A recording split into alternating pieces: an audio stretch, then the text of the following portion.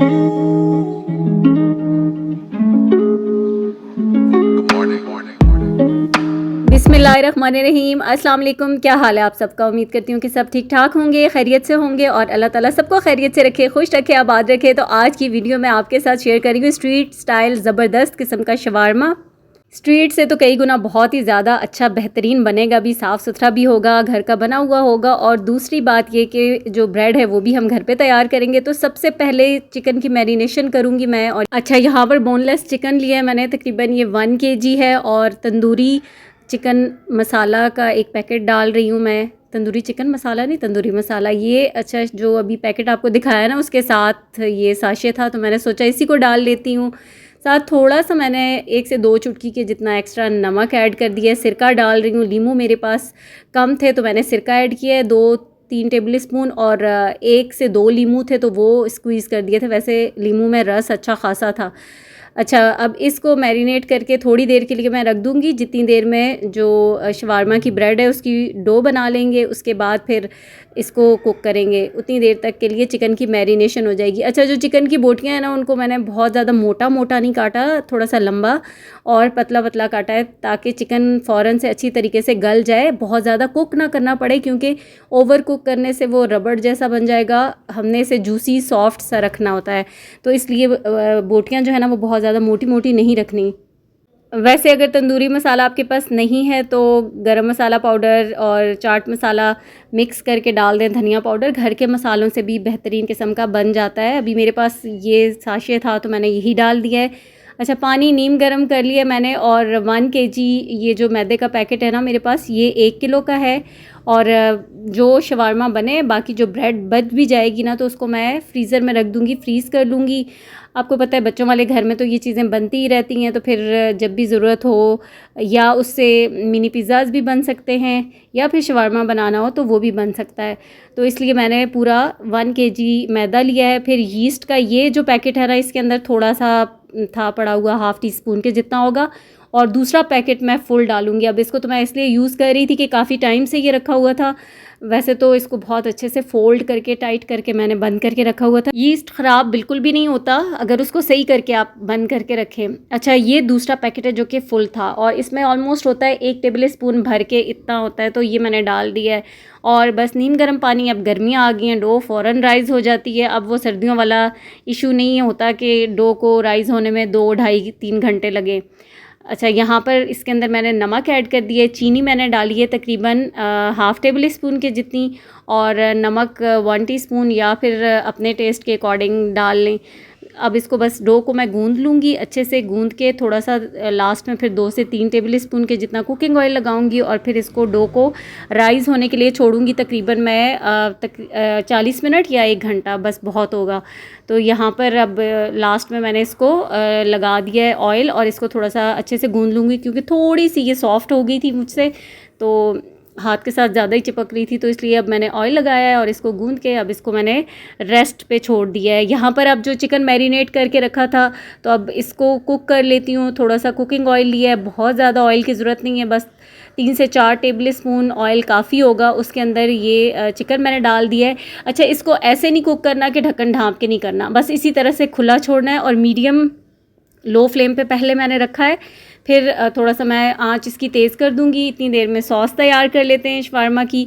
ये जो crust chillies होती हैं ना, बस इसको सिरके के अंदर आप डाल लें, यानी कि अभी मैंने ये ली है तकरीबन 1 टेबल स्पून, 1.5 टेबल स्पून के जितनी होंगी। और इसमें मैंने 3 से 4 टेबल स्पून सिरका डाला है, या जितना सिरका रिक्वायर्ड हो। आप इसको चाहें तो थोड़ा सा इसको पीस भी सकते हैं, मैंने ऐसे ही छोड़ा है। अच्छा, ये मैंने ना एक स्ट्रीट में एक शवारमा बन रहा था, तो वहाँ से मैंने ये सारी रेसिपीज़, बहुत पहले की बात है, तो मैंने सीखी थी। अच्छा, वो अलग हो गया। फिर यहाँ पर मायनीज़ ली है, इसके अंदर मैंने गार्लिक पाउडर डाला है, कुटी हुई काली मिर्चें डाली हैं, नमक डाला है, और थोड़ा सा हाफ़ लेमन भी स्क्वीज़ कर दें। ये 2 सॉस हमारी तैयार हो गई हैं। ये देखें यहाँ पर अब ये जो पानी निकल रहा है ना, तो अब मैंने मीडियम फ्लेम कर दिया है, थोड़ा सा बीच में मीडियम हाई भी कर देती हूँ, ताकि ना ये ड्राई सा अच्छे से कुक हो। इसको ढक्कन बिल्कुल भी नहीं ढाँप के पकाना, वो थोड़ा सा फिर चेंज हो जाएगा फ्लेवर। और उस तरह से बहुत ज़्यादा कुक भी नहीं करना। अच्छा, खीरे मैंने इस तरह से लंबे लंबे स्लाइसेस में काट लिए हैं, प्याज भी काट लिए है। बाकी भी अगर आप कोई सब्ज़ी डालना चाहते हैं, जैसे बंद गोभी हो गई या आइसबर्ग लेट्स हो गया, वो डाल सकते हैं। मेरे पास यही 2 सब्ज़ियाँ थी, मैंने यही 2 डाली हैं। और इसके अंदर भी मैंने थोड़ा सा सिरका लगा दिया है, 1 से 2 टेबल स्पून के जितना।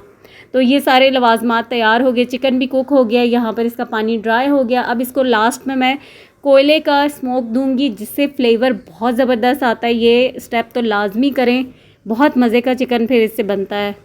कोयले को मैंने अच्छी तरह से गर्म कर लिया था और अब एक एल्युमिनियम फॉइल का टुकड़ा लिया है, उस पर रख के थोड़ा सा इसके ऊपर मैं घी या ऑयल कुछ भी डाल के और ढक्कन को ढाँप दूंगी। फिर जब तक ये अंदर स्मोक इसका फ्लेवर आ जाएगा, उतनी देर में हमारी डो राइस हो चुकी है। यहाँ पे काउंटर को मैंने बहुत अच्छे से क्लीन कर लिया है, क्योंकि यहीं पे अब सारा डो बनने का काम होगा, तो इसलिए ये सारी जगह तो वैसे पहले मैंने क्लीन कर ली थी। अब मैंने ऊपर से किचन टॉवल के साथ भी इसको अच्छे से साफ़ कर लिया है। ये देखें, डो बहुत अच्छे से राइस हो चुकी है। अब इसके इक्वल साइज़ के पहले तो सारे पेड़े मैं बनाऊँगी, और एक ख़्याल रखना है कि जैसे जैसे रोटी बेले ना, आपने ये कोशिश करनी कि ऊपर बाकी पेड़े खुश्क ना हो, उनके ऊपर फिर एक वो पापड़ी सी ऊपर जो बन जाती है ना, उस तरह से ड्राई हो जाएगी। लेकिन कोशिश ये करें कि पेड़े बना के रोटियां बेल के रखें, फिर वो रोटी फूलेगी और वो फूली हुई रोटी को फिर आप कुक करें, तो उससे सही मोटी आपकी ये जो रोटी है ना वो हो जाएगी, सही फ्लफ़ी सी हो जाएगी। यहाँ पर अब मैंने छोटा वाला पैन इसलिए लिया था कि इसके अंदर ही बस इतने ही साइज़ की मुझे शवारमा ब्रेड बनानी थी, तो मैंने यही पैन ले लिया था। हल्के हाथ से मैंने ऐसे रुमाल से उसको प्रेस किया, बहुत ज़्यादा नहीं ज़रूरत कि उसको आप दबा दबा के पकाएं, और ना हल्की आंच पे बिल्कुल नहीं पकानी। आपने जैसे ही पैन के अंदर रोटी को डालना है ना या तवे के ऊपर, तो आप उसकी आंच को तेज़ करें और फिर उसको फ़ौरन पलटें, बस आपने उसको ध्यान रखना है। लेकिन हल्की आंच पे पकाएंगे तो वो सूखेगी और वो बिल्कुल भी फूलेगी नहीं, तेज़ आंच पे ही आपने पकानी है। तो ये देखें यहाँ पर इस तरीके से बस अब मेरी सारी बनती जा रही हैं। एक स्टेप जो मैंने आपको बताया है कि उसको फॉलो ज़रूर कीजिएगा कि ड्राई ना हो। अभी मेरी कुछ जो रोटियाँ थी ना वो हो गई थी थोड़ी सी लास्ट में ड्राई, तो हल्का सा या तो पेड़ों के ऊपर ऊपर ऑयल लगा कर ढाँप के रख दें तो तब भी नहीं होंगी, और या फिर कोई हेल्पर आपके पास है, कोई बंदा हेल्प करने वाला, कि जल्दी जल्दी आप 2 चूल्हों पे फिर साथ साथ पका लें। और ये देखेंगे कितनी मोटी फ्लफ़ी सी ये बनी है सारी, और इतनी सॉफ्ट है ना, बहुत सॉफ्ट नहीं, अभी आपको मैं दिखाऊंगी। सारी रोटियां बहुत ज़बरदस्त बनी हैं, बहुत सॉफ्ट हैं, बिल्कुल भी नहीं टूट रही। और ये भी बहुत गर्म है, लेकिन फिर भी मेरी कोशिश थी कि मैं आपको दिखाऊं कि ये कितनी अच्छी हैं।